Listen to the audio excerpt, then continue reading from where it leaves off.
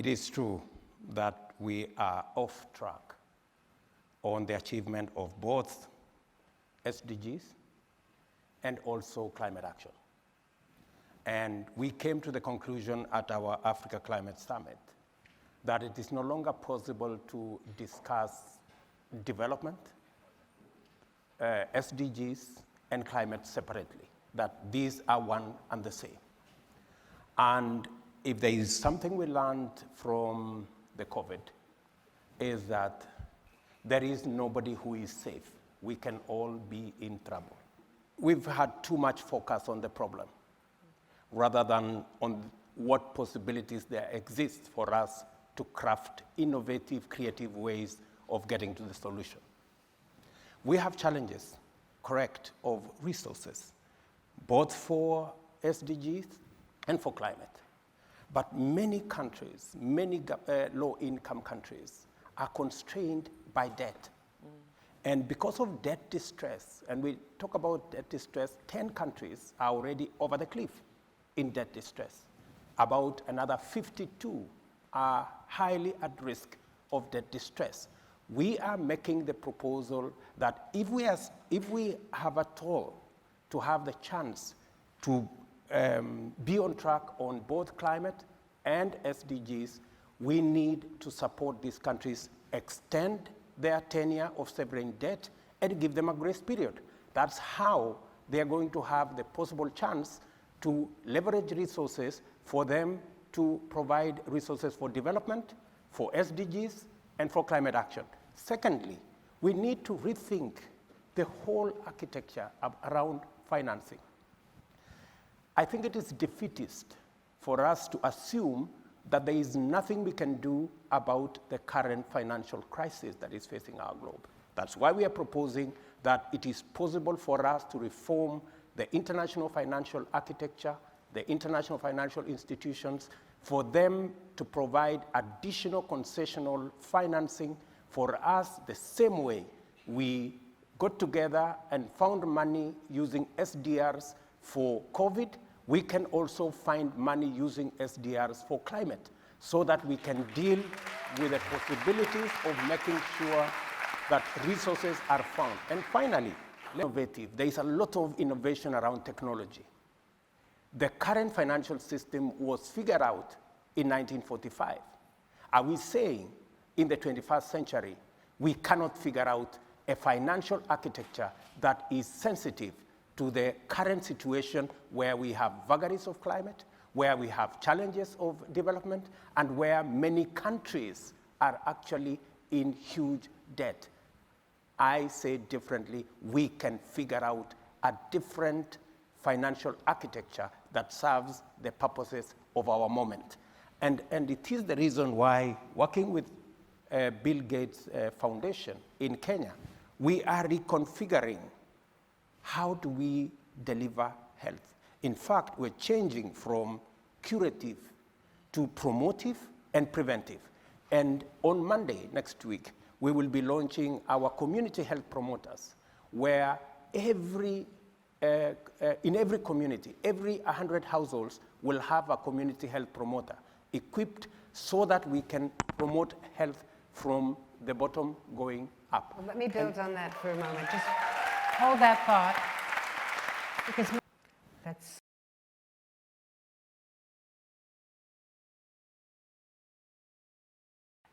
President Ruto is exactly right. We have to do more on this restructuring the debt so that countries can rebuild their health systems while they deal with climate shocks.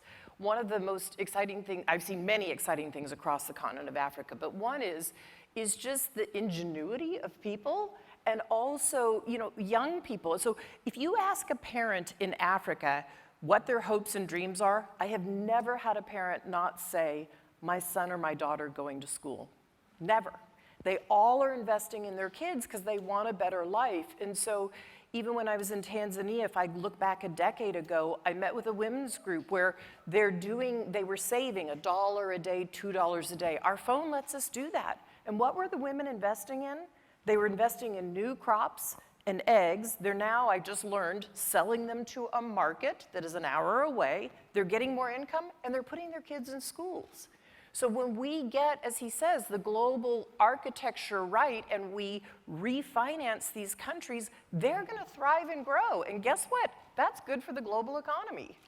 And Bill, the reason we're highlighting maternal health this year at Goalkeepers is it's one of the things that is easily preventable, and yet it's a tragedy to have 800 moms die in childbirth every single day. By the time we're done with this panel, 10 more moms will have died. So the investments that President Ruto, for instance, is making in the Kenyan healthcare system to make sure that the right things happen for moms and babies, that's what's going to keep us on track on these sustainable development goals.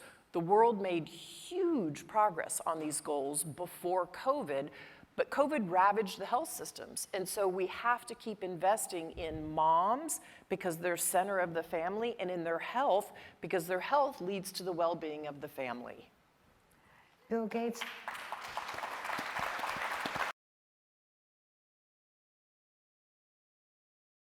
Well, the SDGs built on the incredible success of the MDGs. So from 2000 to 2015, no wars, no pandemics, a fairly benign financial situation.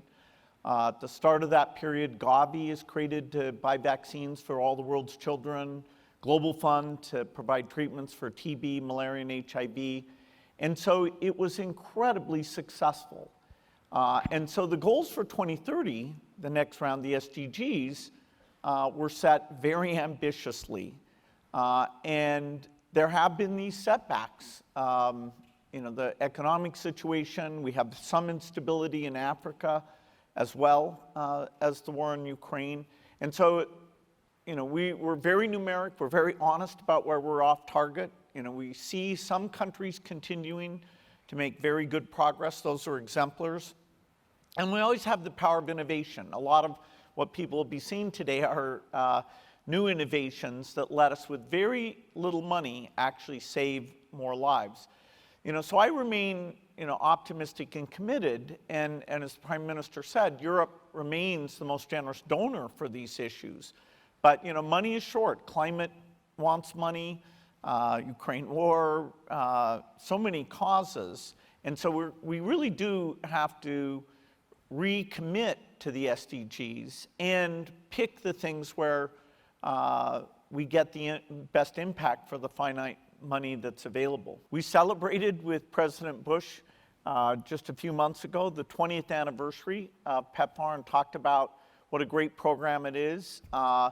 Also, if you look at African countries' attitudes towards the U.S., they are very thankful for what PEPFAR has done. So the idea that that program would not continue is quite scary. We don't have a cure for HIV, so the people whose lives have been saved, if they aren't getting their medicines on an ongoing basis, then they'll have active AIDS and they won't survive. So it's a shame that at least temporarily this is caught up in sort of a does the U.S. reach out to the world and help the world and some of those controversies. I think we'll overcome that because the U.S. has a lot to be proud on this one. But we're not back in that heyday, where Gavi and Global Fund were created. Our attention should get back to these very human-driven, saving mothers' lives type work, despite our political differences. If we want COVID-19 to be the world's final pandemic, then we have to make big investments in preparedness, in new tools and teams that detect fast-spreading diseases before it's too late. I believe that someday, every leader from every country will get involved in making these investments. And when that happens, we'll owe a huge debt of gratitude to Japanese Prime Minister Kishida and his constant call for a healthier, more secure world. For that leadership and vision, I'm very honored to present him with this year's Global Goalkeeper Award. Please give a warm round of applause for Japan's Prime Minister Kishida.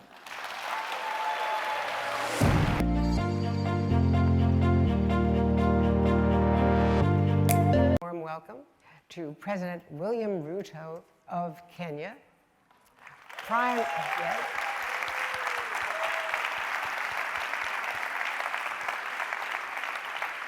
Mr. President, it's a great honor.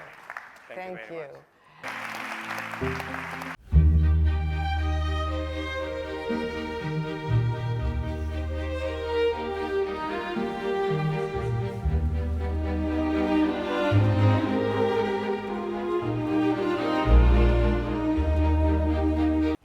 And thanks to Lily and Jean-Baptiste for waking us all up today.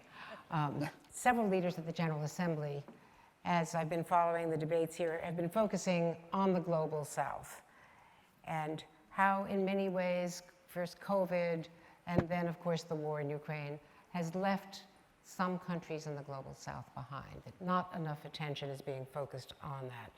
And on these critical sustainable development goals, in particular of maternal health, of child nutrition, vaccination, of things that we know work. So talk to me about that. I certainly, as we just were saying, I witnessed, among the people I met, they were among 400,000. President Ruto's exactly right. We have to do more on this restructuring the debt so that countries can rebuild their health systems while they deal with climate shocks. In human history, according to any record, and we see what's happening with wildfires and floods and exacerbating the human tragedy, now a refugee crisis in human history, according to any record, and we see what's happening with wildfires and floods and exacerbating the human tragedy, now a refugee crisis. Ending on an optimistic note, because I think our time has sadly expired, but I want to thank wildfires and floods and exacerbating the human tragedy, now a refugee crisis. And there is criticism that the refugees from Ukraine are being treated more preferentially. By 2015, the sustainable goals were to eliminate poverty and hunger and have clean water, clean air. Too ambitious by 2030? I know.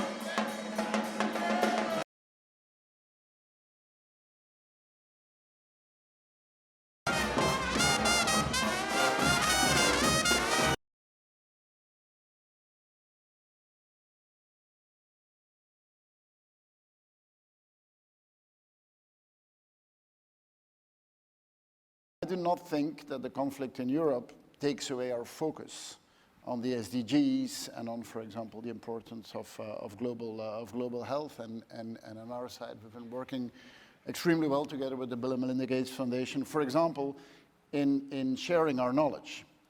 In the COVID period, came out that my country has an incredible expertise in producing vaccines. We are a vaccine powerhouse. We produce for the whole world, but we've seen that the African continent is for 99% of their vaccines dependent on the rest of the world. We've been sharing that expertise now and through a company called Universals. We have now agreements in Senegal, in Rwanda, in Kenya, in South Africa, with a goal to have 60% vaccine sufficiency of the African continent. We think that's crucial. I mean, that's how we work, in partnership and sharing expertise and making the world more dependent one on another, but not just in one direction. So, on your question, yes, a lot of attention goes to the war, and unfortunately that war leads to unrest in the rest of the world, but it has not taken away our focus on working together with our partners and, for example, with our Kenyan friends. In part of those conflicts is because that certain countries see the fact that we're going in the right direction as something which is threatening. Which it's making us less dependent on fossil fuel, for example. I think that's a good thing. Not everyone agrees on that. So we need to just make sure that we keep the focus and we keep continuing in that direction. And it's a difficult message because what we see is temperatures we've never seen and so on. But below that, the impulse, the direction we're going is the right direction and should only motivate us to do more and speed it up and show the impact that it can have.